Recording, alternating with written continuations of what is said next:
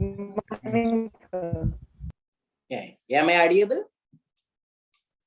Yes, sir. Yes, sir. Okay, fine, good. So let us start the class. Good morning. Let us continue our discussion on machine learning for image processing lectures. So let us discuss first on any questions you have on expectation maximization or k-means. I will show a couple of slides to understand them better, especially k-means clustering. And then we will move on to the discussion on regression and specifically discuss on logistic regression. So you can ask the questions now on k-means clustering or expectation maximization. Hope you people have seen the video lecture and you are welcome now to ask. Yeah, please ask. Do any of you have any questions?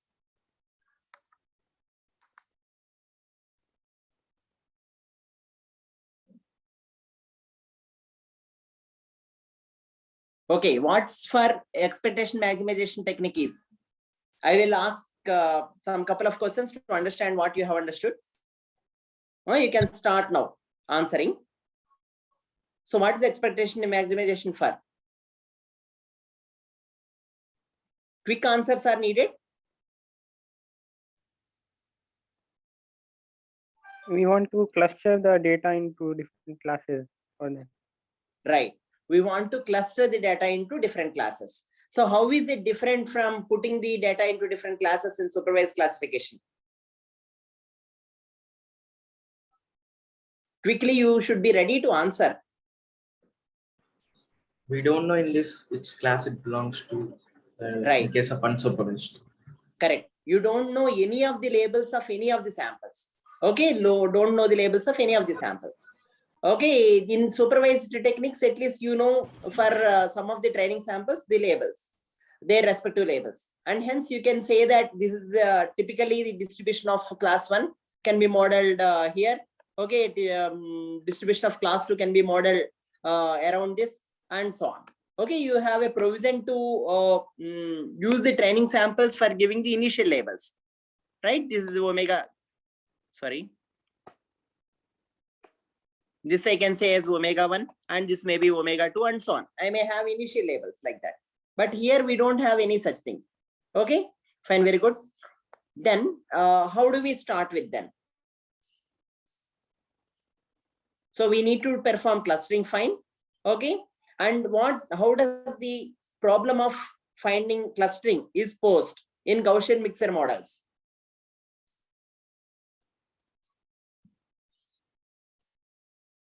Quick answer. If you don't know, you can say, one of you can say that not sure. So we model it as the entire data as mixture of Gaussians. Yeah, you model the entire data as mixture of Gaussians. Very good. So you have one Gaussian here. Sorry, why is it? Yeah. So one Gaussian here, one Gaussian here, one Gaussian here. Okay, it is, you can consider it as a mixture of Gaussians. And then what is the problem of parameter estimation that you have discussed in say maximum likelihood estimation? We also have done parameter estimation. Okay, so here also we need to do the parameter estimation of each of the Gaussian clusters. Okay, the Gaussian, it's modeled with Gaussian, so you need to find mean and variance covariance matrices of each of the clusters. Okay, so how is the parameter estimation here different from the parameter estimation in maximum likelihood estimation that we have discussed already for finding the parameters of a class likelihoods? There we were already given the samples for a particular class, and then we had to estimate the parameters of that class. Right. But here we are not given that. Right. So here we don't know which samples belongs to which class. I have tentatively marked, okay, some samples as omega 1 class, some samples as omega 2, some samples as omega 3. In fact, in the initial marking, okay, it may be completely different. Okay, in the sense that, see, this sample, these two samples may be marked to these two samples may be marked, these samples may be marked to omega 1. In fact, it need not necessarily be like this. Okay, they may not be connected as well. This is omega 1, okay, and this is omega 1, and then this say rest of omega 2, something like that. Okay, So completely arbitrary mapping between the samples and the clusters may happen, okay, because of random sampling. And initially we initialize some mean and variances. We don't have mean and variances to find out that these are, if we are given that these are class 1 samples, from that you can find mean and variances. But we don't know as such which are class 1, which are class 2 itself. So what we do in this is we initially assume some mean and covariance matrix for each of the 3 clusters. So we start with initializing, okay, the mean and covariances. So this is where we are starting. Okay, mu I and sigma I available we assume. Okay, for all the 3 classes. Then what we do, given that, what do we do? What is the next step then? If we assume that mean and covariance of 3 clusters exist, what is the next step? We use Bayesian classification to classify all the data samples. Right. So we formulate a Gaussian probability with this mu I and sigma I, likelihood for P of xk given omega I, omega 1, P of xk given omega 2, and P of xk given omega 3. And among the 3 likelihoods, whichever is the highest likelihood to that class, that particular sample xk is assigned to. Like that, we do reassigning. This is through expectation. Expectation because we see which is to which class likelihood it is likely to belong. It's more expected to belong, and we will put into that class. Okay, and in maximization step, what do we do then? So after we tentatively assign based on the initial mu I and sigma I, then what is for maximization step? So we estimate parameters.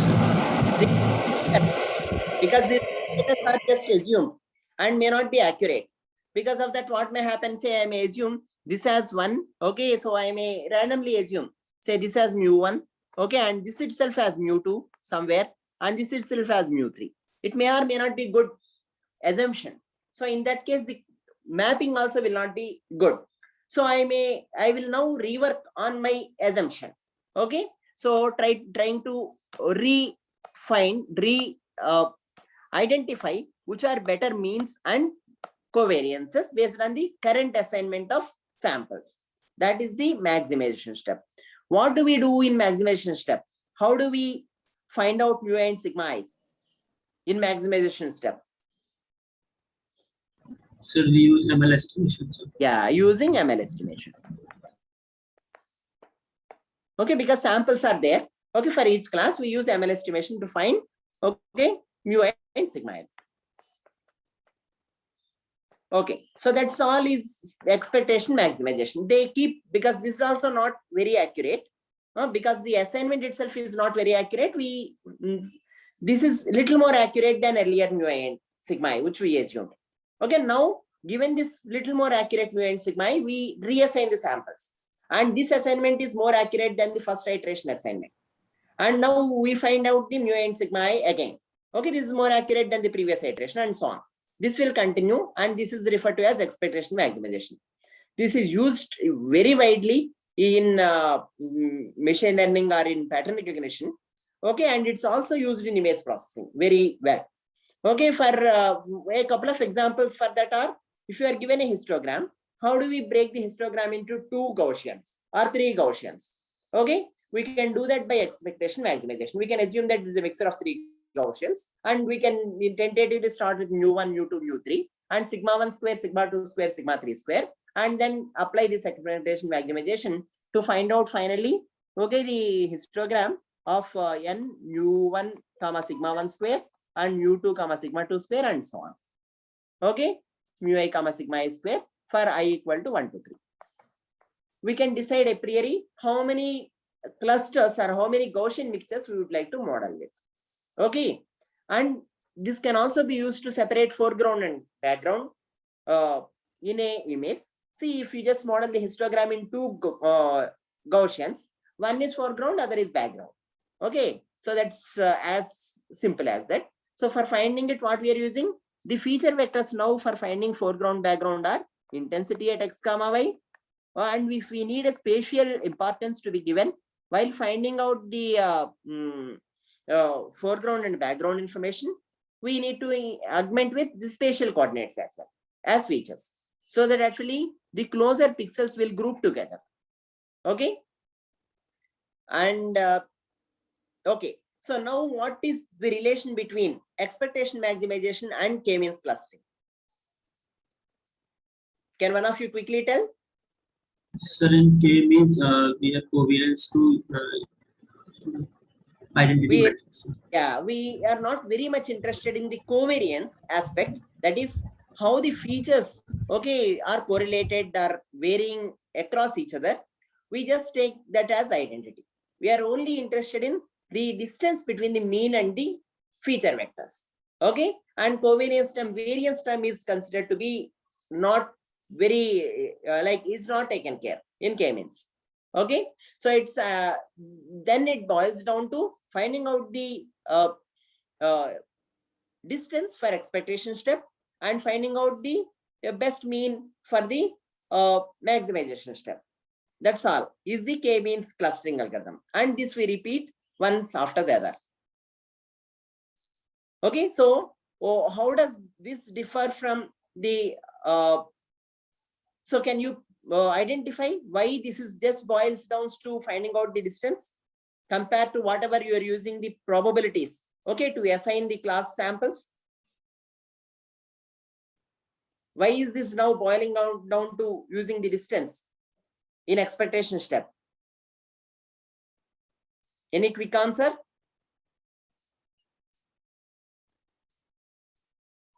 Yeah, I need some answer quickly. Is it not clear here, which are in the slide that you are seeing? See, probability is inversely proportional to the distance. So there is no other term here. So the assignment is based on probability. Higher probability is equal to minimum distance. That's all we are using in k-means. Okay, minimum distance to corresponding mean. If I have xk sample, to which mean mu I at that instant it is closer, to that it closest, it is assigned to that class. Okay, after reassigning, finding out the mean is only important because there is no covariance. We are assuming it as identity, or it's not important here. And this process goes iteratively to in k-means clustering. Is this clear? So if we want to do 3 clusters, if you want to get 3 clusters, we initialize 3 means. Okay, no variance initialization here. Okay, and then use the distance for assignment and find out the better mean. And then again find out the better assignment, better mean, and iterate it for sometimes few like iterations till the difference, the mean update becomes very small or 0. Okay, is that clear? So any questions here?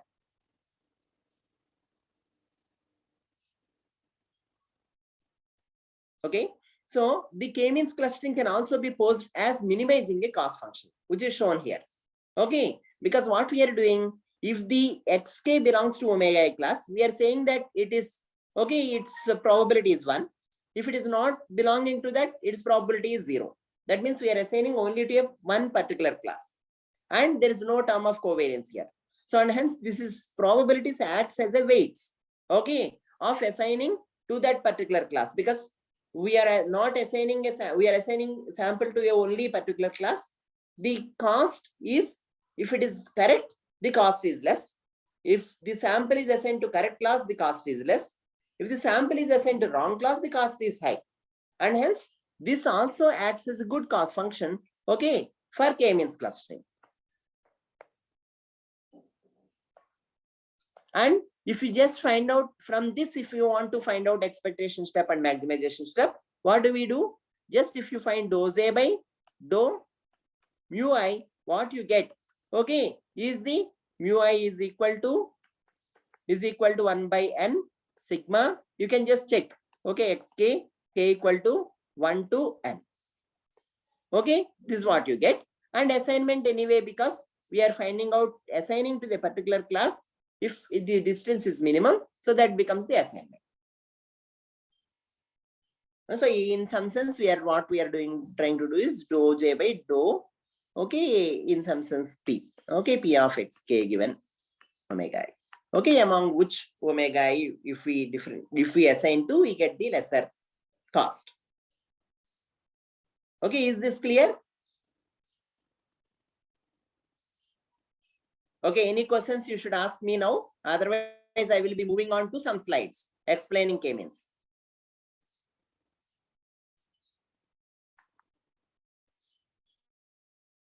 Okay.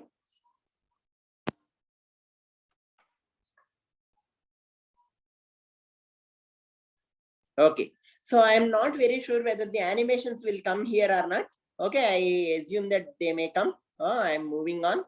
So k-means is used for image segmentation, as I mentioned. So as you can see here, breaking the histogram two clusters either by expectation maximization or k-means will give us two segments. Okay, segmenting the foreground part and background part here.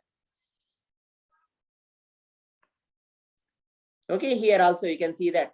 Okay, if you want to subdivide the here, if you see this, see if you divide into two major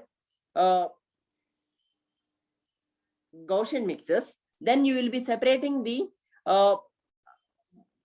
upper block and this lower block. But there are minor differences between the intensities in the upper block and the lower block. Okay, which probably we are not able to see.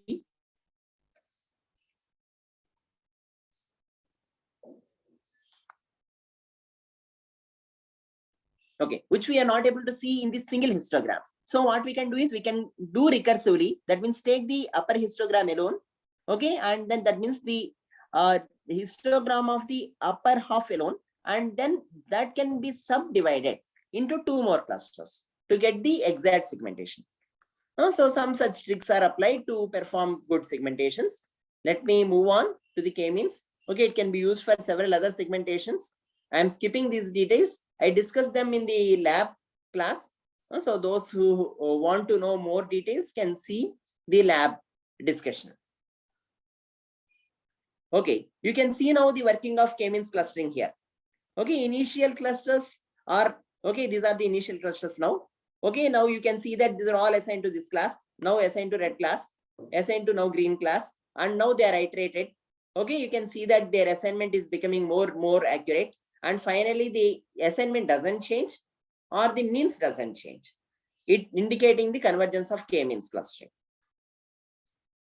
So you can see the same here, but here it is shown in terms of the decision boundary that k-means gives.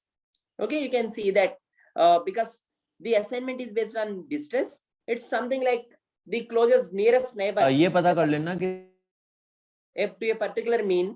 Okay, that you can see here as the demarcating regions for a particular cluster. Once it converges, the means doesn't change. You can see that the initialization is too random or too different from the convergence or the final clusters, but still it converges. K-means is very well known and widely used algorithm. Okay, so if you have any questions on k-means or expectation maximization, now this is the last alert for you to ask.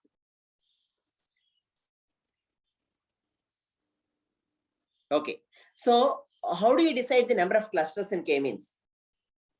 Anyone have any suggestion? So number of classes we want to classify. Yeah, fine. But how do I know? I just know the data. I have the data with me. Okay, I have nothing else.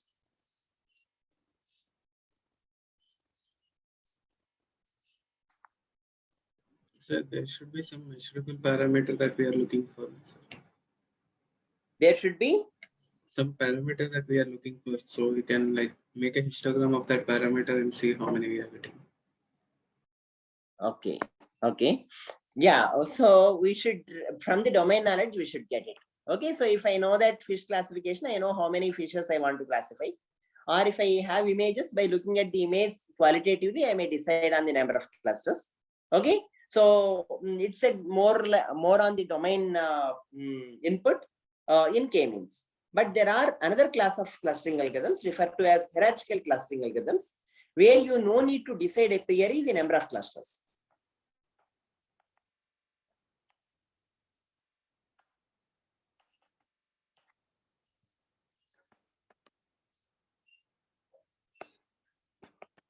Okay, so what we do is we group initially the quite similar ones, the most similar ones. X1, X5 may be most similar.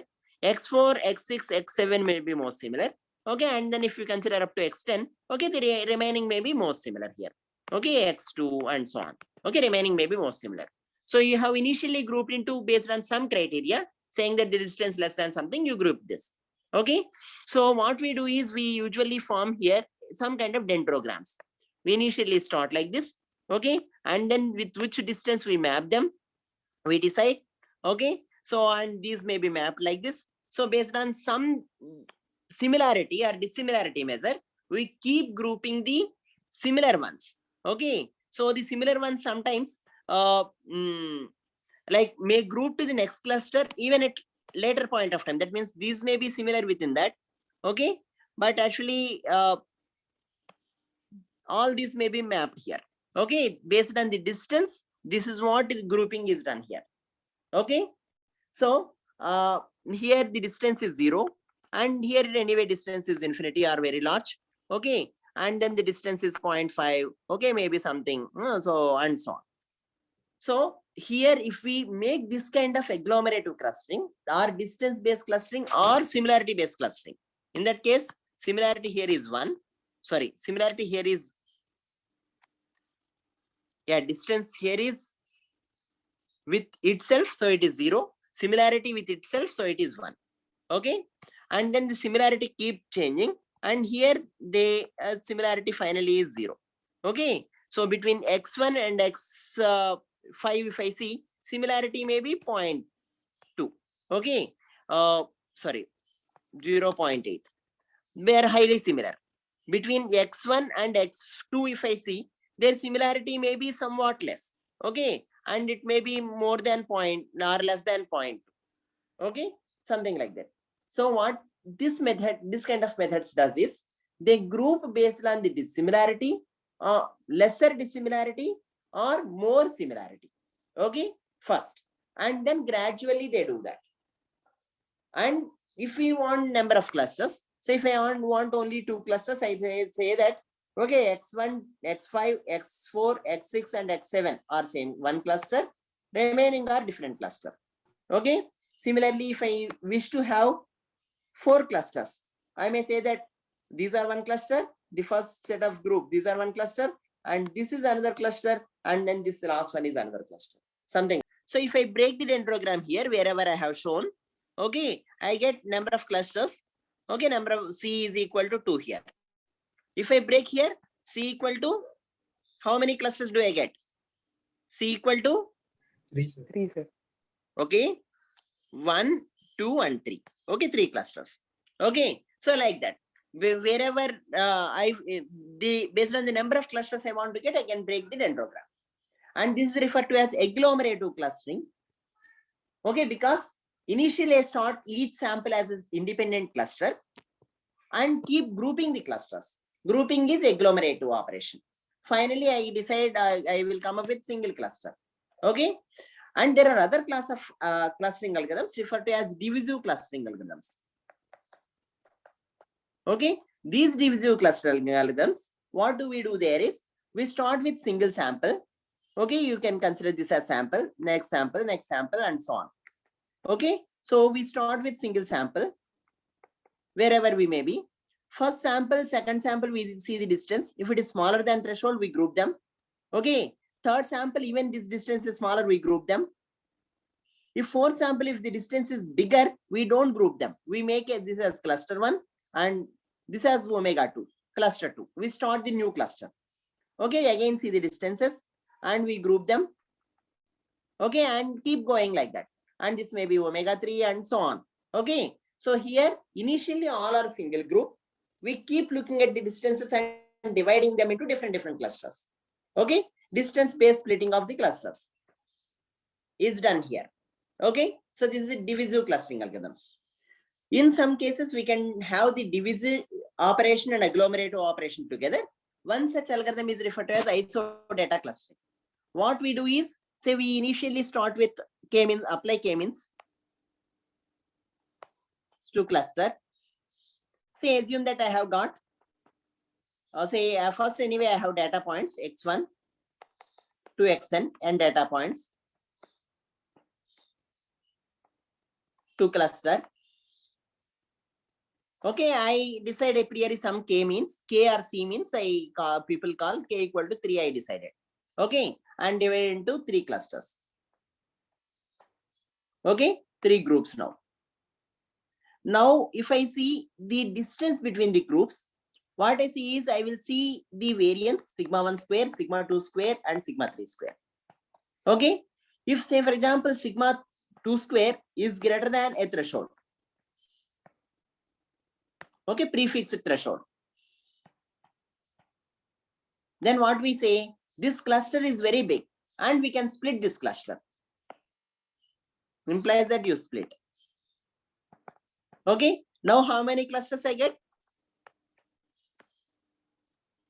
Split the clusters having more variance.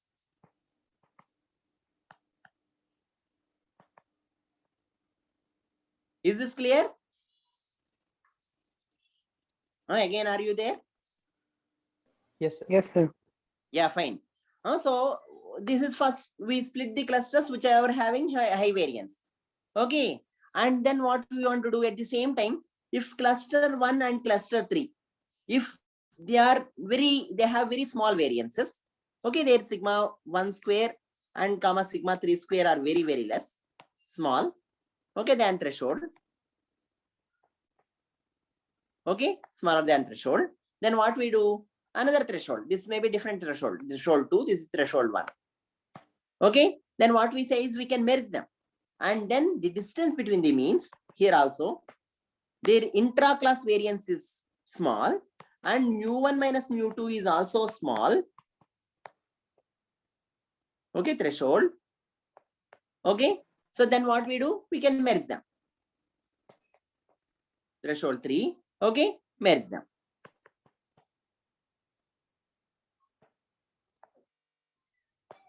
Okay, so merge the clusters.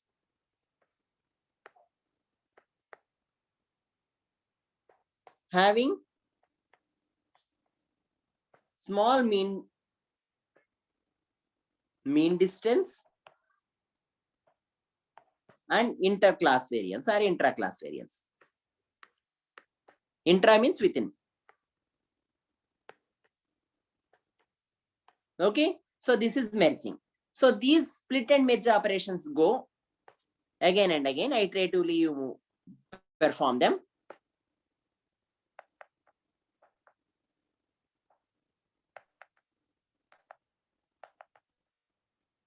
Till the threshold, like the split and merge stops given based on the given thresholds. Okay. Convergence we say. Okay, so this is referred to as isodata clustering. Okay, is this clear? In this way, you can a priori decide with some k, but it's only tentative. Okay, if the clusters are big size, you can split them. If these clusters are very small size and then the means are very closer, you can merge them. Okay, so is this clear? Yes, sir. Yes, sir. Yeah, fine, good. So now let's move on to the discussion on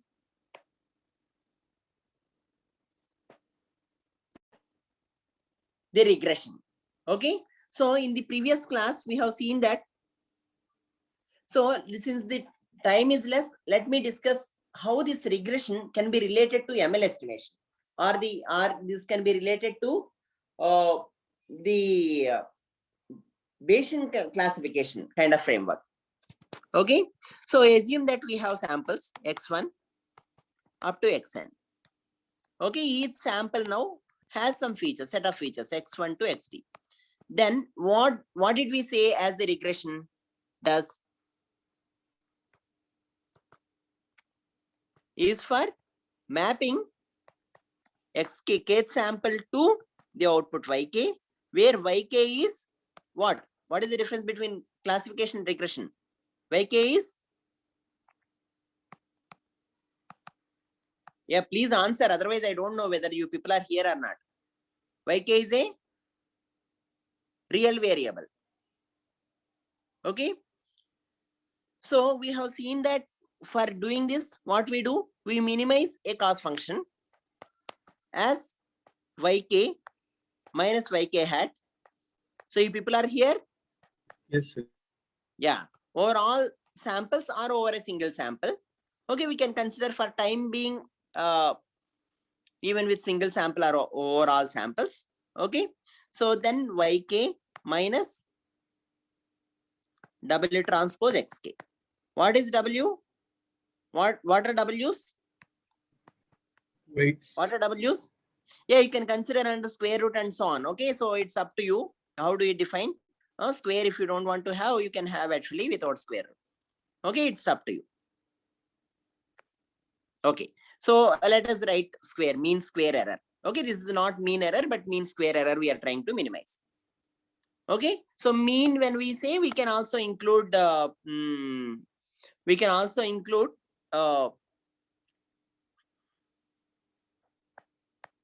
1 by n. Okay, so it's these are only like doesn't change the cost function 1 by n or whatever. Okay, so based on what we say as this, we can write 1 by n or not. This means square error. Minimize with respect to W. What we discuss now is, I say that this is same as, okay, maximizing the likelihood as a normal of mean of yk, okay, and variance of yk, okay, whole square. So mean of yk, if you want to write, what is that? How do I get mean of yk? It is the expectation, right? So yk, mean of yk given xk, please note that. Okay, so though I have written yk here, mean of yk given xk. Here also yk given xk, right? So given mean of yk given xk is expectation of yk given xk. What is this? This is equal to W transpose xk, this constant, plus the mean of epsilon k, right? So this mean of epsilon k, since we defined it as a random variable with zero mean, okay, assume that each sample, okay, oscillates around W transpose xk. Okay, so the mean is 0, and the variance, we say it's as the variance sigma square. Okay, let us put that for time being. Okay, so then the Sir, again, expectation, like, so yk given xk, what did you do? So can you elaborate the step once again? you are asking the first step, this one or No, this sir. one? Expectation of yk given xk. So Right. you wrote like yk given xk as equation omega transpose xk plus epsilon k. Then you applied expectation to it. I just substituted here. See, I am substituting expectation of, okay, this given this. So first term is constant, right? So given yk, given xk, if I substituted, say, expectation of, Okay, so deterministic part, we just left it out. yeah. So epsilon k given xk. Okay. So here, if you, the first term is constant, so we can take this out. Okay. The second term is 0. So this is the answer. The expectation is W transpose xk. Okay, is this fine? Yes. Yeah, this is what I am trying to write. Similarly, now we should write the variance of expectation of, okay, so yk into yk transpose. Because here you can see that, okay, so we can assume all are scalars. So yk square I can write. Because yk minus mean of yk, right? So I have to take this mean of yk given xk whole square. Because we consider that this is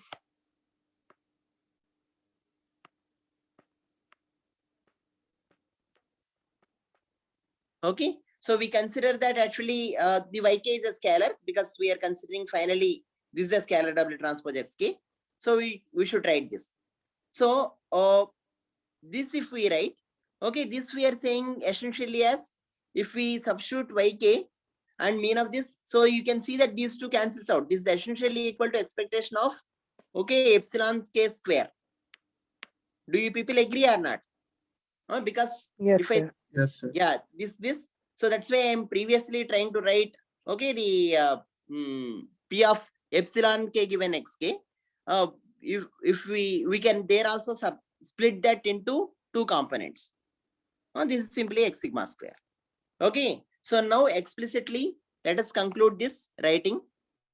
So P of yk given xk, now I can write this as normal with W transpose xk as mean. Okay, or xk here or here.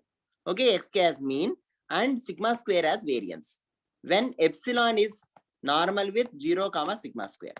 Okay, and yk is equal to xk W transpose xk plus epsilon k. Is this clear? Okay, so now this is equal to 1 by root 2 pi sigma square e power minus half. What should I write here? Yk minus W transpose xk whole square by sigma square. Is this clear or not? This P of yk given xk. Is this clear? Yes or no? Yes, sir. Yeah, Yes, now maximum likelihood, if we see, so if we see the, sorry, we need not maximize total likelihood. If we want to see likelihood function for all samples, all k is how much? P of y given x. Okay, all samples P of is equal to all x case. Okay, is equal to pi P of yk given xk. Okay, so you can k equal to 1 to n.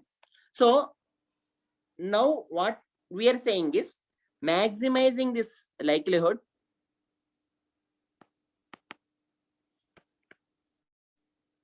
with respect to W is equal to minimizing the, okay, so previously whichever we have the mean square error,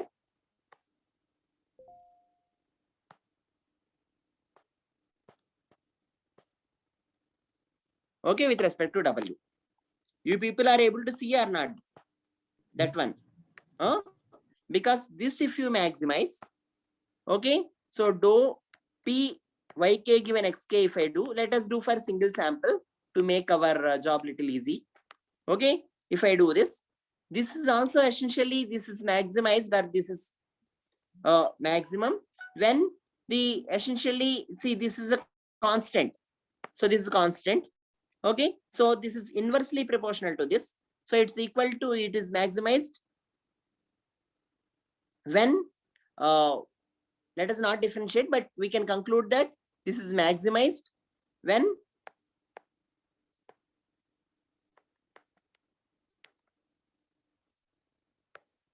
if yk minus W transpose xk is minimized. Is this fine? Yes, sir. Yeah. Yes, sir. So explicitly let us, anyway, it's not important to do it explicitly. So what we want to conclude is, if we model it as a conditional density with Gaussian random variable as the perturbations, 2 W transpose xk, okay, and the likelihood, maximizing the likelihood as Gaussian distribution is equivalent to minimizing the mean square cross function. So the likelihood based maximization previously, whichever we have discussed, okay, can also be applied for regression, and it is exactly yields the same result as minimizing the mean square error. Okay. Yeah, is this clear? Yes. Yeah.